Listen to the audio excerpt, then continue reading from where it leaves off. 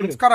ನಾನು ಪ್ರಭಾಕರ್ ಮಾಪಣ್ಣ ಹಗನೂರ್, ಮಾದಿಗ ದಂಡೋರ ನೂತನ ರಾಜ್ಯಾಧ್ಯಕ್ಷನಾಗಿ ನನಗೆ ಆಯ್ಕೆ ಮಾಡಿದಾರ. ಈ ಮಾದಿಗರು ಬಹಿರಂಗವಾಗಿ ಜಾತಿ ಹೆಸರು ಹೇಳಿಕೆ ಅವಮಾನ ಪಡೆದಂತ ಕಾಲದಲ್ಲಿ, ಹಿಂಜರಿಕೆ ಪಡೆದಿದ್ದಂತ ಕಾಲದಲ್ಲಿ 1997ರಲ್ಲಿ ಈ ರಾಜ್ಯದಲ್ಲಿ ಮಾದಿಗ ದಂಡೋರ ಸ್ಥಾಪನೆಯಾಗಿದೆ. ಮಾದಿಗ ದಂಡೋರ ಸ್ಥಾಪನೆಗೆ ಒಂದು ಉದ್ದೇಶ ಏನು, LG ಹಾವನೂರ್ ವರದಿ ಪ್ರಕಾರ 1976ರಲ್ಲಿ ದೇವರಾಜ ಅರಸು ಸರ್ಕಾರ ನೇಮಿಸಿದಂತ LG ಹಾವನೂರ್ ವರದಿ ಪ್ರಕಾರ ಮಾದಿಗರಿಗೆ ಪ್ರತ್ಯೇಕ ಮೀಸಲಾತಿ ಕೊಡ್ಬೇಕಂತ ಹೇಳಿ ಏನು ಈ ಹೋರಾಟ 1997ರಲ್ಲಿ ಒಂದು ನಾನ್ ಪೊಲಿಟಿಕಲ್ ರೀತಿಯಾಗಿ ಆರಂಭಗೊಂಡಿದೆ. 1997ರಿಂದ ಪ್ರಾರಂಭಗೊಂಡಂತ ಈ ಹೋರಾಟ ಮಾಪಣ್ಣ ಹಗನೂರ್ ಅವರ ನೇತೃತ್ವದಲ್ಲಿ, ನಮ್ಮ ತಂದೆಯವರಾದಂತ ಅವರ ನೇತೃತ್ವದಲ್ಲಿ ಏನು ಹೋರಾಟ ಪ್ರಪ್ರಥಮ ಬಾರಿಗೆ ಏನು ರಾಜ್ಯದಲ್ಲಿ ಪ್ರಾರಂಭಗೊಂಡಿದೆ. ಮಾದಿಗ ದಂಡೋರ ಹೋರಾಟದ ಫಲವಾಗಿ 2005ರಲ್ಲಿ ಏನು ಸದಾಶಿವ ಆಯೋಗ ಏನು ಅಲ್ಲಿ ಸ್ಥಾಪನೆ ಆಯಿತು. ಧರ್ಮಸಿಂಗ್ ನೇತೃತ್ವದ ಸರ್ಕಾರ ಈ ಆಯೋಗವನ್ನು ರಚನೆ ಮಾಡಿತ್ತು.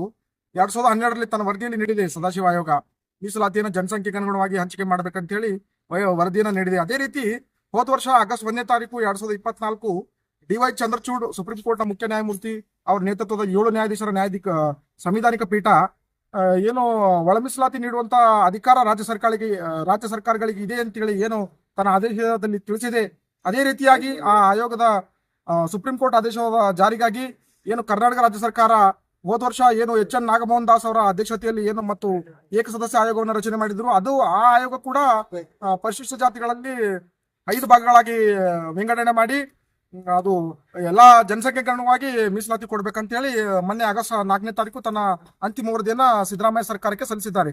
ಅದೇ ರೀತಿಯಾಗಿ ಸಿದ್ದರಾಮಯ್ಯ ಸರ್ಕಾರ ಮೊನ್ನೆ ಆಗಸ್ಟ್ 19ನೇ ತಾರೀಕು ನಡೆದಂತ ವಿಶೇಷ ಕ್ಯಾಬಿನೆಟ್ ಸಭೆಯಲ್ಲಿ ಈ ಒಂದು ಮೀಸಲಾತಿ ವರ್ಗೀಕರಣ ಜಾರಿಗೆ ಒಂದು ಒಪ್ಪಿಗೆ ನೀಡಿ ಸ್ವಾಗತ, ಇದಕ್ಕೆ ಏನು ಒಳ ಮೀಸಲಾತಿ ಜಾರಿಗೆ ನಾವು ಬದ್ಧರಿದ್ದೇವೆ ಅಂತೇಳಿ ಏನು ಕ್ಯಾಬಿನೆಟ್ ನಲ್ಲಿ ತೀರ್ಮಾನ ಮಾಡಿದ್ದಾರೆ. ಇದಕ್ಕೂ ನಾವು ಒಂದು ಮಾದಿಗ ದಂಡೋರ ಹೋರಾಟ ಸಮಿತಿ ಮಾಪಣ್ಣ ನೇತೃತ್ವದ ಈ ಒಂದು ಹೋರಾಟದಲ್ಲಿ ನಾವು ಇದಕ್ಕೆ ಈ ಒಂದು ಒಳ ಮೀಸಲಾತಿ ಜಾರಿಗೆ ಒಂದು ತೃಪ್ತಿಕರ ಅಲ್ಲದಿದ್ರು ನಾವು ಇದು ಸರ್ಕಾರದ ನಿರ್ಧಾರವನ್ನು ಸ್ವಾಗತ ಮಾಡಿ ಮತ್ತು ಮುಖ್ಯಮಂತ್ರಿಗಳಿಗೆ ಅದಕ್ಕೆ ನಾವು ಒಂದು ಧನ್ಯವಾದ ಹೇಳಕ್ ಬಯಸ್ತೇವೆ.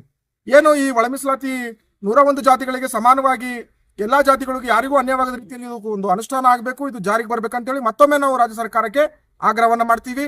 ಅದೇ ರೀತಿಯಾಗಿ ಒಳ ಮೀಸಲಾತಿ ವರ್ಗೀಕರಣ ಉದ್ದೇಶದೊಂದಿಗೆ ಪ್ರಾರಂಭಗೊಂಡಂತ ಈ ಮಾದಿಗ ದಂಡೋರ ಹೋರಾಟವನ್ನ ನಾವು ಮುಂದೆಯೂ ಕೂಡ ಮಾದಿಗರ ಪರವಾಗಿ, ದಲಿತರ ಪರವಾಗಿ, ಅನ್ಯಾಯಕ್ಕೊಳಗಾದಂತ ಜನಗಳ ಪರವಾಗಿ ನಾವು ಹೋರಾಟ ಮಾಡ್ಲಿಕ್ಕೆ ಸಿದ್ಧರಿದ್ದೇವೆ ಅಂತ ಹೇಳಿ ಮತ್ತೊಮ್ಮೆ ಈ ಪತ್ರಿಕಾಗೋಷ್ಠಿಯ ಮೂಲಕ ನಾನು ಮಾಧ್ಯಮದ ಎದುರಿಗೆ ಮಾದಿಗ ದಂಡೋರ ಕಡೆಯಿಂದ ಹೇಳಿಕೆ ಬಯಸ್ತೇನೆ.